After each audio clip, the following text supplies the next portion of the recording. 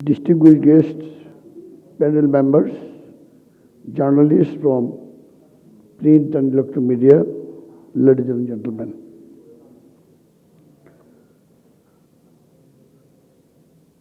আমরা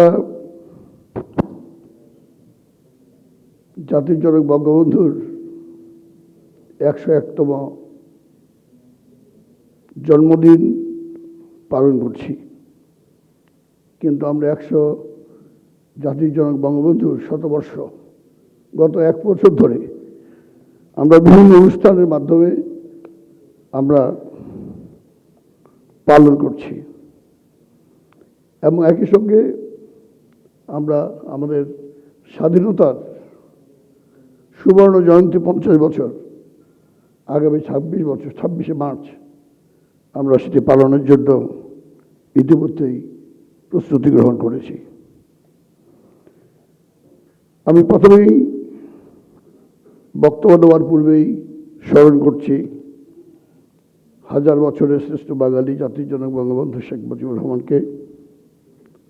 স্মরণ করছি আমাদের মুক্তিযুদ্ধে যে 30 লক্ষ শহীদ এবং 2 লক্ষ মা বোন যাদের সংগ্রামের বিনিময়ে আমরা আমাদের স্বাধীনতা পেয়েছি। স্মরণ করছি 1975 সালে 15ই আগস্ট জাতির জনক বঙ্গবন্ধু এবং তার পরিবারের সকল সদস্যদের যাদেরকে সেদিন হত্যা করা হয়েছিল। স্মরণ করছি 4 জাতীয় নেতা যাদেরকে 3রা নভেম্বর 1975 সালে ঢাকার সেন্ট্রাল জেলখানায় হত্যা করা হয়েছিল।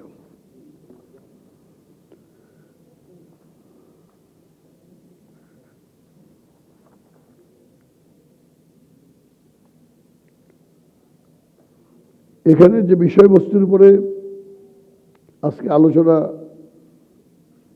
আমরা 50 বছরে বাংলাদেশ কোন পর্যায়ে কোন অবস্থায় এসেছি সে বিষয়ে আমাদের রাজনৈতিক, আমাদের সামাজিক, আমাদের অর্থনৈতিক এই বিষয়বস্তুর উপরে যে আলোচনা আমি খুব অল্প সময়ের জন্য এখানে এসেছি, সেখান থেকে যেটুকু অনুভব করলাম, আজকে বাংলাদেশকে যদি আজকের পর্যায়ে আমরা দেখি তাহলে অনেকগুলো বিষয়বস্তুকে আমাদের বিবেচনায় নিতে হবে। আমাদের স্বাধীনতা জাতির জনক বঙ্গবন্ধুর নেতৃত্বে 1952 সালের ভাষা আন্দোলন থেকে শুরু করে ধারাবাহিকভাবে এটি অসাম্প্রদায়িক সমাজ গঠনের জন্য যে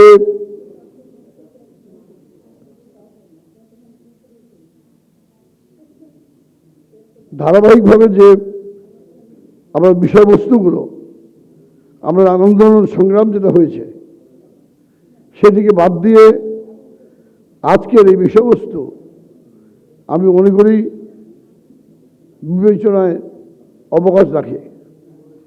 কারণ আপনারা জানেন যে জাতির জনক বঙ্গবন্ধু সারা জীবন রাজনীতির মূল লক্ষ্যই ছিল সাধারণ মানুষ। বঙ্গবন্ধুর সারা জীবনের রাজনীতির মূল লক্ষ্যই ছিল যে আমি গরিব দুঃখী মেহনত মানুষের মুখে হাসি ফোটাতে চাই। বঙ্গবন্ধু সাধারণ মানুষকে সংগঠিত করার চেষ্টা করেছিলেন। বঙ্গবন্ধু সারা জীবনের রাজনীতির লক্ষ্যই ছিল মানুষের অধিকারের কথা, অর্থনৈতিক অধিকারের কথা, রাজনৈতিক অধিকারের কথা, গণতান্ত্রিক অধিকারের কথা। এই অধিকারগুলো অর্জন করতে গিয়ে বারবার বঙ্গবন্ধুকে আমরা দেখেছি জেলখানায় যেতে, এবং ধীরে ধীরে আপনারা দেখেছেন সেই 6 দফার এবং পরবর্তীকালে আগরতলা ষড়যন্ত্র মামলা, তারপরে এই ৭৪-এর নির্বাচন, এই নির্বাচনের মধ্য দিয়ে রাষ্ট্র কাঠামোর, কারণ এখানে আলোচিত হয়েছে আমাদের মুক্তিযুদ্ধকে নিয়ে, অনেকে আলোচনা করার চেষ্টা করেছেন যে ভারত আমাদের মুক্তিযুদ্ধকে কিভাবে দেখেন। পাকিস্তান আমাদের মুক্তিযুদ্ধকে কিভাবে দেখেন, কিন্তু এটি সত্য। এই বাংলাদেশের স্বাধীনতা কারো দয়ায় আসেনি, আমাদের মুক্তিযুদ্ধ কারো দয়ায় আসেনি। আমরা অর্জন করেছি 30 লক্ষ মানুষের জীবন দিয়ে। হ্যাঁ, এই স্বাধীনতায় আমাদের প্রতিবেশী দেশ ভারত আমাদের সহযোগিতা করেছে, সাহায্য করেছে, সর্বতভাবে সাহায্য করেছে। এবং এই অর্জনের পরে বঙ্গবন্ধুর নেতৃত্বে যে পরিকল্পনাগুলো গ্রহণ করা হয়েছিল সেগুলোকে আপনাদের লক্ষ্য করতে হবে। 25 বিঘা পর্যন্ত জমির খাজনা বঙ্গবন্ধু মাফ করে দিয়েছিলেন, 100 বিঘা পর্যন্ত জমি স্থির করে দিয়েছিলেন। প্রাথমিক শিক্ষকদের এই একটি যুদ্ধ বিধ্বস্ত দেশে সরকারিকরণ করেছিলেন বঙ্গবন্ধু। একই সঙ্গে 1 কোটি শরণার্থী যারা ভারতে আশ্রয় গ্রহণ করেছিল তাদের পুনর্বাসন করেছিলেন।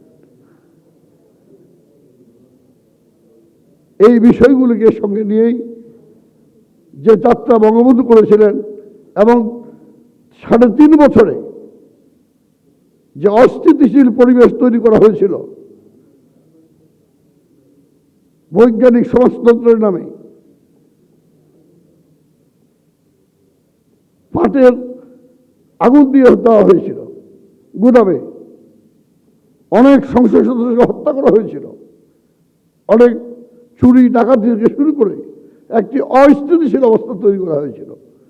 এবং স্বাধীনতার পরাজিত যে শক্তি তারাই এই তথাকথিত বৈজ্ঞানিক সমাজতন্ত্রের পিছনে ঐক্যবদ্ধ হয়ে 1975 সালে 15 আগস্ট বঙ্গবন্ধু হত্যার যে ক্ষেত্র সেটি প্রস্তুত করেছিলেন। এবং বঙ্গবন্ধুকে হত্যা করার পরেই আমরা কি দেখেছি, গভর্নেন্সের কথা আমরা যেটা বলছি, আমাদের সাংবিধানিক অধিকারের কথা আমরা বলছি, সেইখান থেকে কিন্তু সেটা ভুলুদ্ধৃত হয়েছে। আজকে দীর্ঘ আন্দোলন বলি, সংগ্রাম বলি, আজকের প্রধানমন্ত্রী জননেত্রী শেখ হাসিনার নেতৃত্বে আমরা আজকে সেই আবার সাংবিধানিক আমরা ব্যবস্থা ফিরে পেয়েছি। এটি মাত্র গত 12 বছর। এর পূর্বে কি হয়েছে?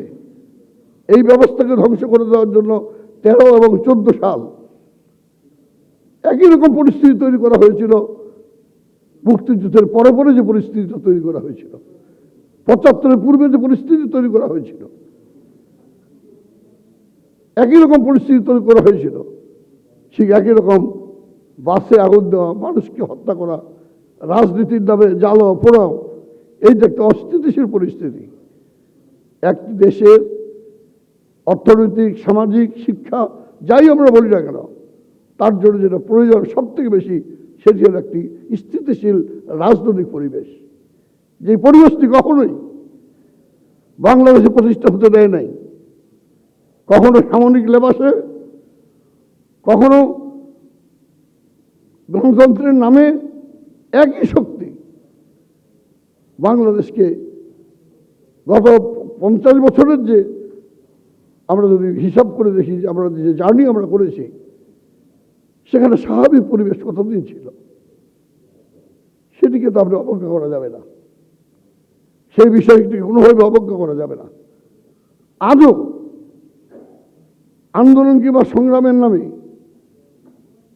এখনো পর্যন্ত একই শক্তি, একই রকম ষড়যন্ত্রের বিষ দাঁড় তারা সামনে নিয়ে এগোচ্ছে। আমরা মনে করি যে আলোচনার বিষয়বস্তু, এই বিষয়বস্তু আমরা অর্জন করতে পারবো, বাংলাদেশ সামনে অবশ্যই এগিয়ে যাবে। আজকে আমরা উন্নয়নশীল দেশের কাতারে আমরা আজকে এগিয়ে গেছি। আজকে প্রত্যেকটি ক্ষেত্রে আপনি আজকে দেখুন, আমাদের 100% বিদ্যুৎ আমরা গ্রামে পৌঁছে দিয়েছি। আমরা অর্থনৈতিকভাবে যে ক্ষুধার দেশ আমরা ছিলাম, আজ ক্ষুধামুক্ত দেশ আমরা হয়েছি।